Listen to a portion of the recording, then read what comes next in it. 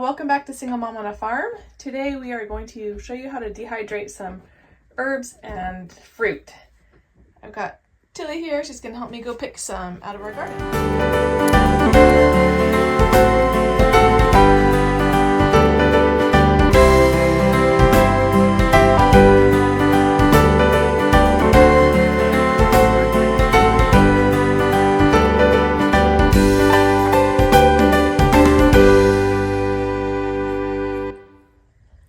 This is our herb garden. Ideally, you do this earlier in the season before it's flowering, but it's okay. It hasn't frosted yet. This is October, so we're gonna go ahead and do it today anyway. So Tilly is cutting the basil. So she's gonna have to cut around the flowers, and just try to cut the big leaves. The biggest leaves are the better ones. Okay. But just cut anything, it doesn't really matter. And I'm going to be cutting the oregano and sticking it in my bucket. And then we have mint and rosemary also. Yeah.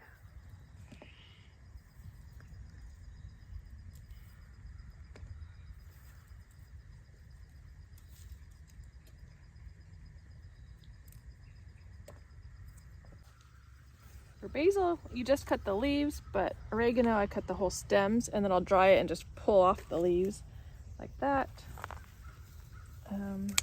The oregano comes back year after year, so I don't have to get a ton, but the basil is going to die when we get our first freeze, so I might as well get as much basil as we can.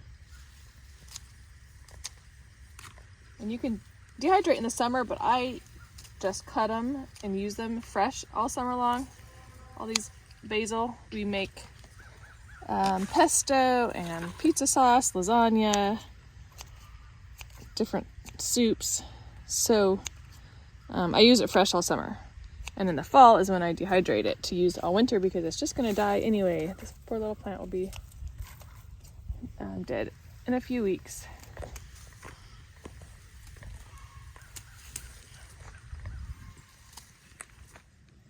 I'm just going to get a little bit of the rosemary because it stays green all year round, and we can come out and get it anytime all winter. But for the days we're too lazy, I'll just dehydrate some, have it in the house.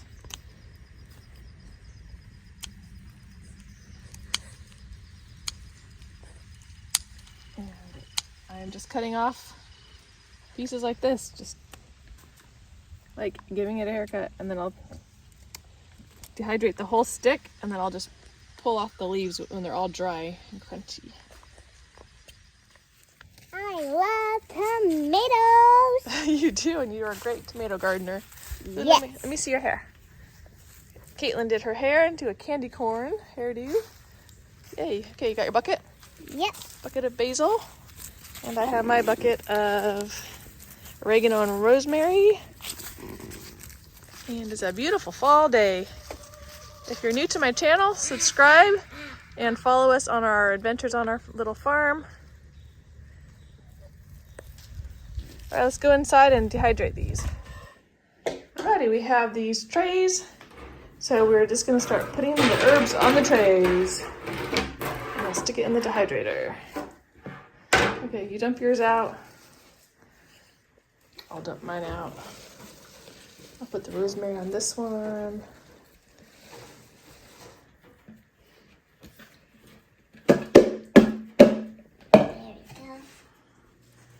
Tilly's going faster than I am. I think so. I'll have her spread them out onto 2 trays. I've got my rosemary, and I need to still do some oregano on the other trays. I like my rosemary. They look like little pine trees. Yeah. Now it's time to put them in the dehydrator. She has 2 trays. I have 1, 2, 3, 4, and I already put 1 in, 5. Ours is a 10 tray dehydrator, so I'm gonna try to skip every other one and see if that gives them enough room to dry, especially because my oregano is so fluffy. But if you don't have a dehydrator, that's perfectly fine. I've done it for years in the basement, just leaving it out on the counter for several days, anything. but people are always giving them away. So maybe find one of your grandma's friends that age are done dehydrating and they're so happy to pass it on to somebody who is excited about dehydrating. Thanks, do I have more? One more. Okay, probably didn't leave enough space. I think I will move the basil up one.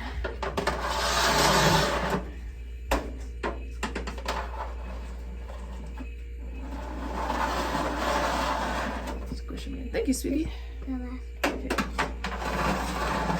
I also don't wash mine, which probably everybody else washes their herbs, and it's perfectly fine. You can do however you want.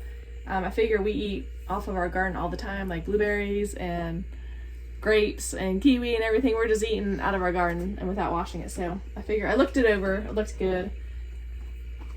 I would wash it if I bought it at the store though, because there's probably a lot of dust and stuff. Okay, let's turn it on and start it. There's the power button. And push it. And then just follow the directions for it. So it'll take about 2 hours. A few more quick tips is I dehydrate the herbs at 165. That was just the number that was like automatically on here when I turned it on. The manual said 95, but I've tried that and it would take like 12 or 15 hours. Like it's just not drying them. So I put it on 165 and that's drying them much faster. I also put it back here in our lean-to. It's kind of like our pantry lean-to. Got a deep freezer here and a little bit of storage. Because it puts off a little bit of noise, nothing loud, but it's just like a humming. It can get annoying if it's in the rest of the house. Last year we did it on our kitchen table. So this year I thought I'll put it back here. It also puts off a little heat. So if your house is already hot, you might not want to have it in the main part of your house, but if you want it to heat up your house, that might be a good option. I only got our dehydrator last year, so before that I would do the long way, which is like putting them all in here in a container, flat container, and putting them on our creepy basement stairs. You know, I just like set it down there or even right here on the stairs and put it in here, and they would dry for like a week or two because it's drier there. And you can also just leave things on the, leave it out. The other day I had someone go grab some basil out of the garden to like put in some taco seasoning. Like, you know, every few days we're getting more basil out. And this is stuff that was too much, or somebody brought it in after I'd already finished cooking the meat. So we just left it out and now it's pretty crunchy, even though we have kind of a humid climate. So you can also just leave things out. You don't have to buy a fancy dehydrator. It just makes it faster, you know, 2 hours versus like this has been several days. And when I put it in a container on the stairs, it might be a week or 2 or 3 weeks sometimes, depending on how humid it is. But it's no work, you know, you just leave it on the stairs and go get it sometime and then stick it in Ziploc bags. Now we're going to put them in Ziploc bags. This is my rosemary, this is my oregano. And we just brought it outside so that it, you know, leaves crumbs all over the place. We could just blow it off. We don't have to have it all over the kitchen. So for the oregano, you just go like that. Can I just crunch it? And you can just crunch your basil.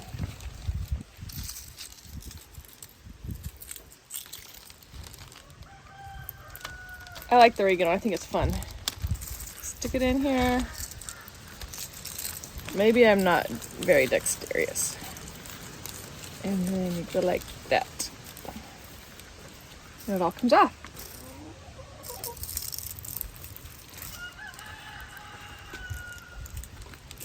I ended up doing it at 165 for only an hour. I had tried the 95 degrees for like 3 hours and it still was very, very wet. So you can just play with it or follow your directions. Maybe your directions are better.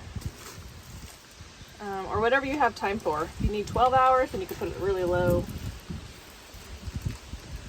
But I want to get going on our other food we might try to dehydrate in here. I want to do blueberries. I'm just not sure about the holes.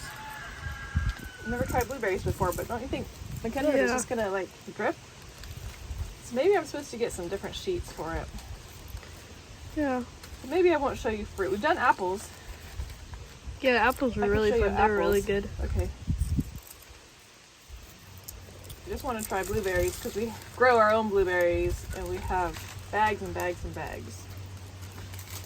And Yeah. we don't grow in apples because the animals get The them. deer ate all of our apples, so we Yeah. don't have any homemade apples. But we tried to.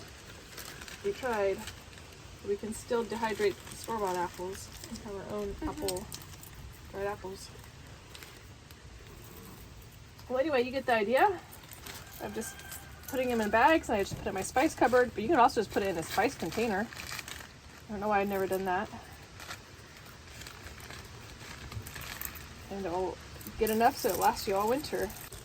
You never have to buy your own spices. In the summer, you eat them fresh, and in the winter, you can use them dried. Right. Thanks for watching. Bye. Now we are trying a tray of apples, and a tray of blueberries, and a tray of red peppers, which after I dehydrate, I stick in a blender, or even just in a plastic bag and mush it all up for chili powder. We're gonna let this go overnight tonight, and I'll see what it looks like in the morning. Checking on the fruit, and it all looks really good. These apples are perfect. They're really good. And let's see. Peppers. Those look really good too. So I can just crunch that up into chili powder. And then the blueberries will be great to add to some cereal I make. I make some like a muesli mix. So this is great. I might do some more apples tomorrow because they're really tasty.